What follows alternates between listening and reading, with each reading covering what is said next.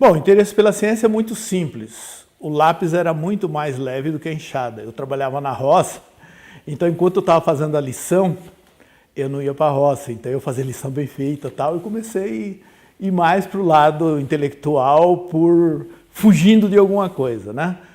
Agora, a parte que eu escolhi, quer dizer, que positiva da minha agenda, eu estava na física, e aqui no Instituto de Física, e teve uma palestra sobre a origem dos elementos químicos com a explosão de supernovas.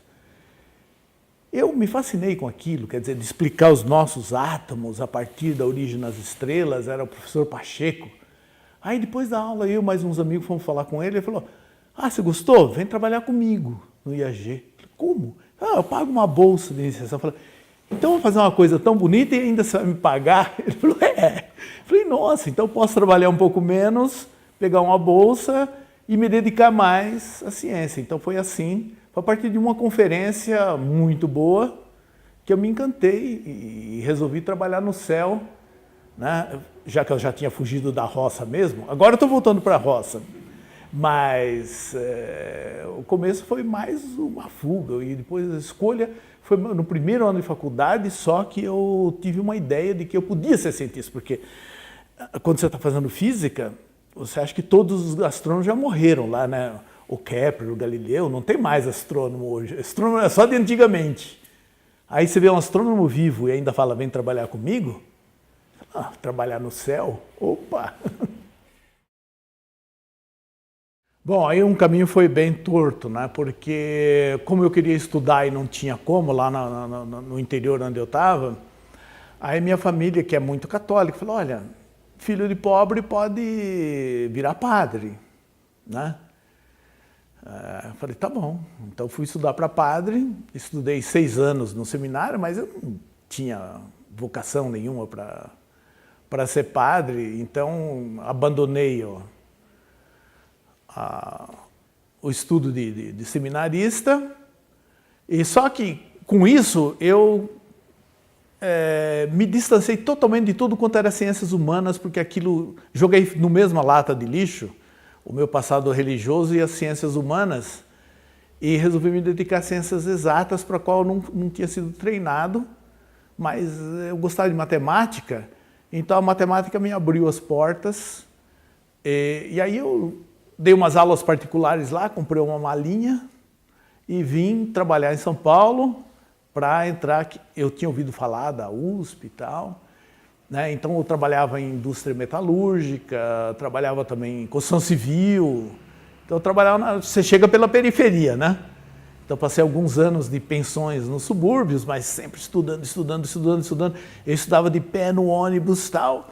Né? E aí entrei na faculdade, e aí minha vida mudou completamente, porque eu virei professor, que era uma coisa que eu gostava, né? Então aí São Paulo é fantástico, né? Você, mesmo começando numa situação muito ruim, né? Convivendo com pedreiros, eu trabalhava de servente pedreiro ou pintando na indústria metalúrgica, mas eu já tinha essa ideia de fugir daquele trabalho também, né, e ir para um trabalho intelectual. Sempre foi uma coisa que, né, trabalhar o mínimo possível com os músculos, né? Esse era o meu programa inicial, né? E deu certo, deu certo. E a partir daí, a partir da física, do Pacheco, da astronomia, como é que foi tua carreira até chegar agora onde você está? Bom, tem tantas fases, né? A fase inicial, os primeiros 10 anos, foi difícil porque nós não tínhamos meios de observar. Eu sou uma pessoa que eu tenho um perfil muito mais assim de lidar com dados. E naquele tempo, bom, você tinha, o que dava certo era fazer teoria, né? Trabalhar com equações, né? E não tinha como coletar dados aqui no Brasil. Nós não tínhamos observatórios, nós não tínhamos computador para processar os poucos dados que tinham. Né? Então, os primeiros 10 anos foram difíceis, né? Mas depois, no fim dos anos 80, aí chegou a internet, chegaram os computadores. Então, né, apesar de não ter conhecido luz elétrica até os 12 anos, eu fui um dos primeiros brasileiro a ter acesso à internet. Em 1988 a gente já mandava e-mail para todo mundo, para listas, conversava. E aí então eu encontrei pessoas com quem trabalhar no exterior. Eu já tinha definido meu doutorado. Aí eu fui para a Europa, fui para a Itália, mas não sabia que a Itália estava numa situação terrível, né? Um desmonte total da ciência.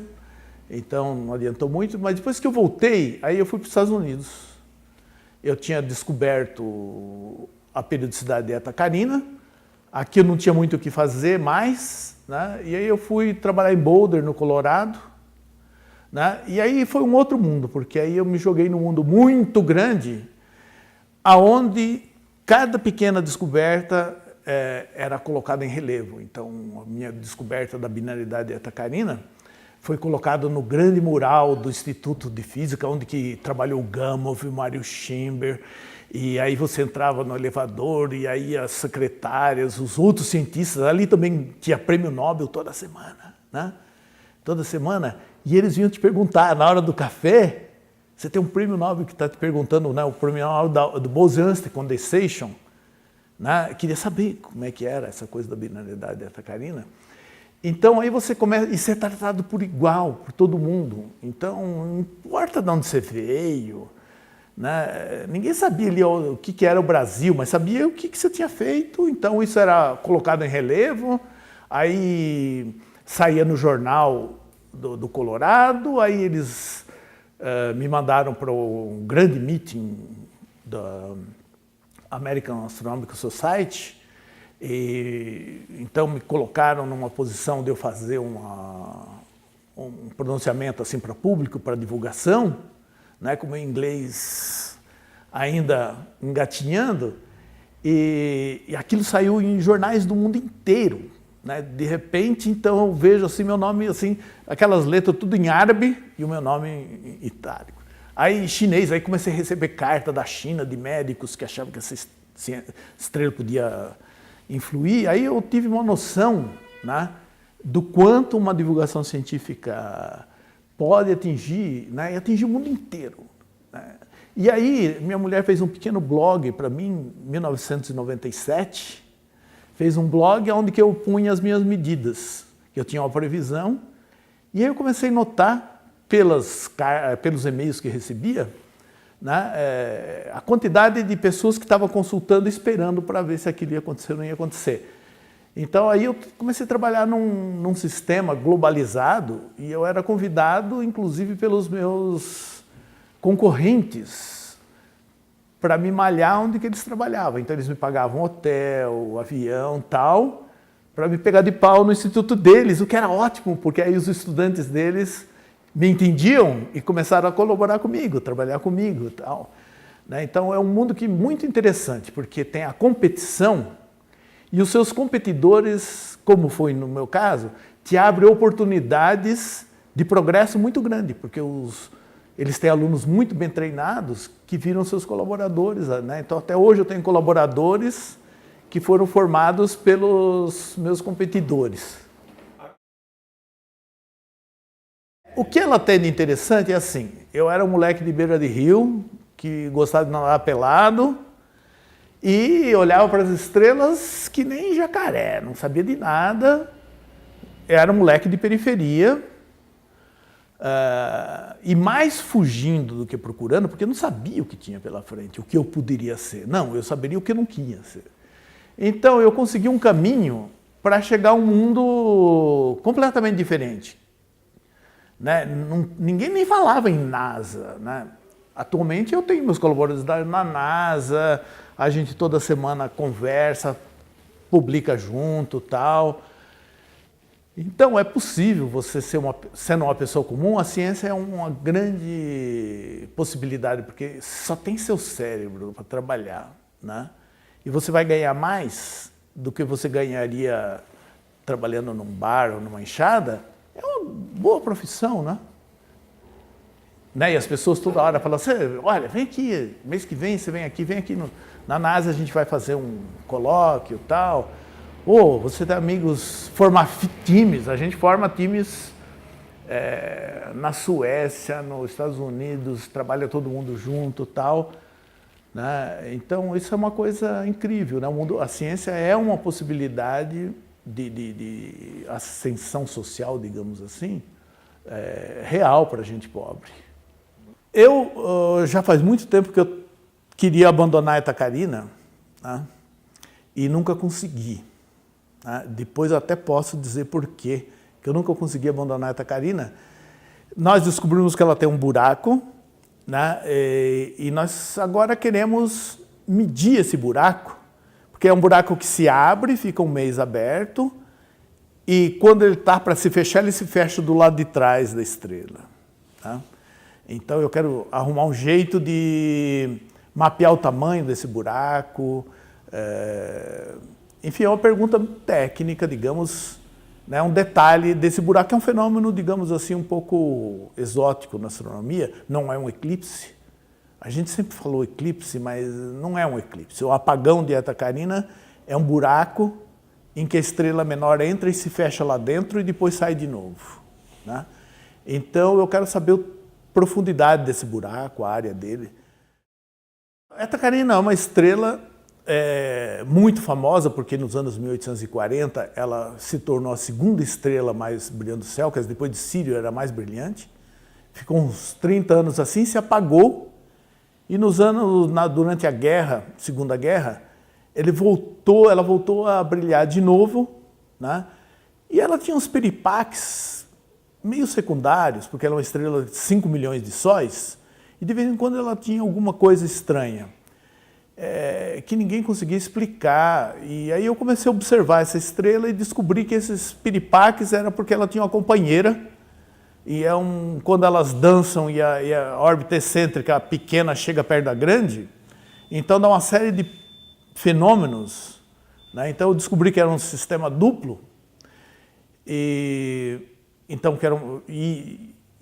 eu queria medir a massa, porque um sistema duplo permite você usar as duas estrelas como o prato de uma balança na física newtoniana, como a força é proporcional à massa, né? Então eu conseguiria medir, pesar as duas estrelas, que é uma coisa fundamental na astrofísica, você saber qual a massa de uma estrela. Então, essa descoberta foi o que fez uma grande diferença na minha carreira. E aí você fala, então todo mundo fala, mas você já descobriu que ela é uma estrela dupla? Agora acabou, né? Vai fazer outra coisa. Mas não é assim. A ciência não é, para mim, a coisa mais importante que eu entendi do trabalho científico. Está certo que a ciência é o avanço do conhecimento, aumentar o conhecimento. Tá? Mas essa é a menor parte da ciência. A grande parte da ciência é aumentar o conhecido desconhecido, porque tem dois tipos de desconhecido, né? O desconhecido, que é infinito e você nunca vai fazer nada com ele porque não tem pergunta.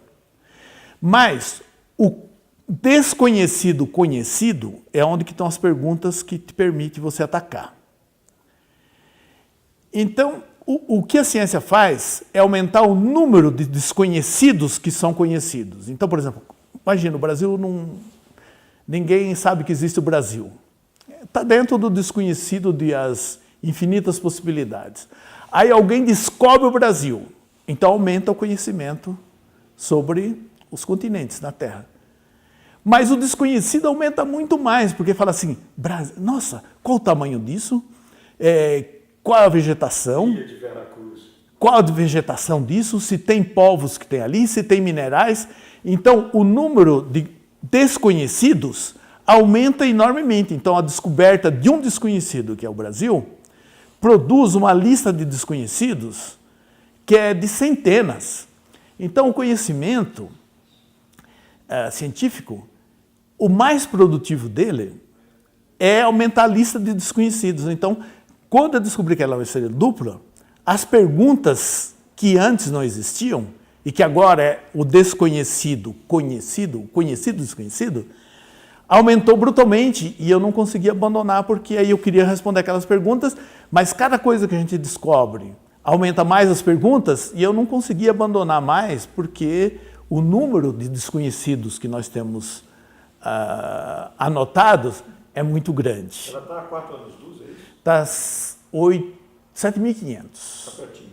Isso é muito perto, porque a nossa galáxia tem 100 mil anos-luz. Então, 7.500 é muito próximo, tanto que ela era considerada a estrela da morte, porque quando ela explodir não como supernova, como hipernova, ela vai brilhar mais do que 1000 vezes a nossa galáxia inteira.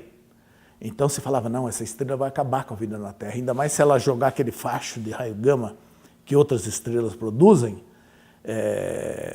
nós somos mortos. Então ela era chamada estrela da morte, né?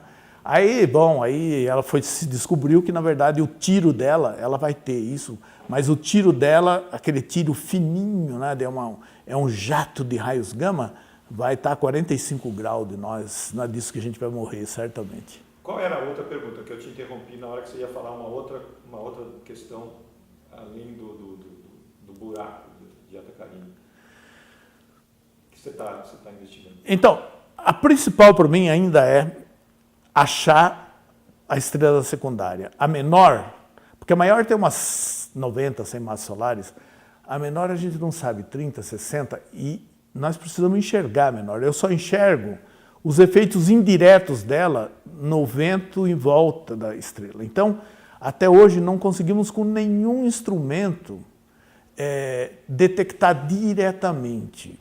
Agora apareceu um instrumento no Observatório do ESO, que provavelmente vai conseguir enxergar a outra pequenininha, que é mais de 100 vezes menos luminosa. Então, quando você tem uma estrela muito brilhante e uma fraquinha do lado, o céu está cheio de planetas, mas não dá para enxergar esses planetas porque as estrelas ofuscam tudo. Então, só com tecnologia que vai aparecer agora na próxima geração, é que vai dar para apagar a estrela e enxergar o planeta. Então, com esse mesmo tipo de tecnologia, se espera de apagar a Eta Carina para ver a estrelinha pequena ali em volta, medir a distância, e aí a gente mede a massa, por causa da lei de Newton, inverso do quadrado de distância. Comparado com o Sol, qual o tamanho dela? Umas 30, 50 massas solares ainda a gente não sabe. É uma estrela grande, a gente chama pequenininha, né? Mas ela é uma estrela grande. Então, ainda na verdade, isso não causa muita emoção. Nossa, ele determinou a massa da estrela menor. Publicamente fala, nossa, por que não faz uma coisa mais engraçada, né? Então, não estou fazendo as coisas mais engraçadas. Tudo que eu tinha que fazer, de achar de coisa engraçada em Eta Carina, eu achei, mas agora eu estou me dedicando a coisas que são aparentemente sem grande visibilidade, mas que são parâmetros fundamentais, né? E eu espero resolver, né, na minha vida científica útil, né? Por sorte, eu tenho estudantes que se tornaram cientistas de primeira linha e muito provavelmente são eles que vão fazer isso, né? O Gro, que está na Irlanda agora, o Mairan, que está na NASA. Então, na verdade, eu sou colaborador deles agora, né? É só você ver os exemplos de países que investiram. O que era a Coreia depois da guerra? Era o lixo da Ásia, né? Coisas coreanas eram coisas de baixa tecnologia, né? Acho que todo mundo, nós mais velhos, ainda podemos nos lembrar, né, das manufaturas, das coisinhas feitas que vinham da Coreia, do Japão também, né? Então, a Coreia investiu, né, muito mais do que o Brasil em relação ao PIB, e hoje é um país que tem um nível de primeiro mundo, e é um país que tem uma economia elevada. Quer dizer, como que você investindo na ciência, você melhora a economia? Eu acho que tem que ter algum economista que tem que explicar isso melhor para a gente, mas todos os países, não é o contrário. País que está bem economicamente, investe mais em ciência. O que tem acontecido é o contrário. País que investe em educação, né, e ciência, é país que acaba ficando, se também tiver uma administração decente, né? Então, o Brasil tem um nível de produção científica razoável, né? Tem uma desorganização muito grande do sistema que não integra o conhecimento na economia, né? Mas o investimento é baixo. O investimento em educação no Brasil é baixo demais, né? O sistema público de ensino é muito ruim, então bons professores frequentemente não suportam e acabam indo montar um restaurante, fazer uma outra coisa, não tem, né, essa segurança de você trabalhar. Eu conheço muita gente que gostaria de se dedicar a vida inteira à formação da juventude e, infelizmente, o proletariado do conhecimento é o professor de rede pública, né? Infelizmente, então, enquanto que não tiver um sistema de melhores salários e maior investimento na formação do professor, né, muito difícil, porque nós vamos produzir soja. Importa os tratores, põe lá em Goiás, virando a terra, produz soja e vende. Dá dinheiro? Um certo dinheiro. Hoje, nem tirar mais petróleo dá dinheiro. Quer dizer, quem investiu em energia solar está saindo muito melhor do que quem arranca petróleo do chão, que é uma coisa mais bruta. Então, a primeira foi a escolha da carreira, que foi uma palestra entusiasmante, que me definiu a carreira. Depois eu convivi com o Mário Schember, que foi, pelo contrário, era muito certinho, tudo quadradinho e tal, e o Mário Schember era uma pessoa que desorganizava a mente de qualquer um, né? Ele se metia em coisas questionáveis, arrojadas. Como eu dava carona para ele, que ele morava perto de casa, no meio do caminho ele continuava falando das aulas, mas aí ele entrava no terreno mais imponderável possível das geometrias projetivas que ainda não existem, para explicar, quem sabe, talvez a telepatia. Então, Mário Schember foi uma pessoa, assim, pela coragem dele pensar em coisas mais abertas, né? E também pelo próprio exemplo da ciência dele. Ele era uma pessoa que ele se dizia, eu descobri isso porque era ingênuo. Então, as duas principais descobertas dele, que são pontos super importantes nas estrelas, né, que é a morte do Sol, né, que ele conseguiu pela primeira vez calcular que o Sol ia morrer em 10 bilhões de anos, e não 100 bilhões, como se imaginava. E ele fez isso, ele descrevia como é que ele fazia isso, por não saber a quantidade de detalhes que já se sabia sobre as estrelas. E outro foi o efeito Urca, que ele descobriu com o Gamow, e que ele, segundo ele também, ele falou, eu me meti em coisa, que se eu soubesse que era tão complicado, eu não tinha descoberto nada, porque primeiro eu ia estudar anos, né? E provavelmente nesse meio termo eu ia me sentir muito burro para atacar qualquer problema, mas como eu era ingênuo, só sabia física, né? Então ataquei os problemas da astronomia como um novato e com coragem, né? E as soluções eram muito mais simples do que eu imaginava. Então, Mário Schember basicamente falou, olha, você não precisa ser um brilhante cientista para descobrir coisa, né? Você precisa ter uma boa ideia e acreditar naquilo. Você não precisa ser reconhecido em nada. Qualquer um pode fazer isso. Então, o Schember para mim foi assim, um encorajamento, porque você, quando é estudante ou pesquisador iniciante, você é um zero à esquerda, perto daquelas brilhantes personalidades. Quando você vai num colóquio internacional, você vê coisas que são sofisticadas.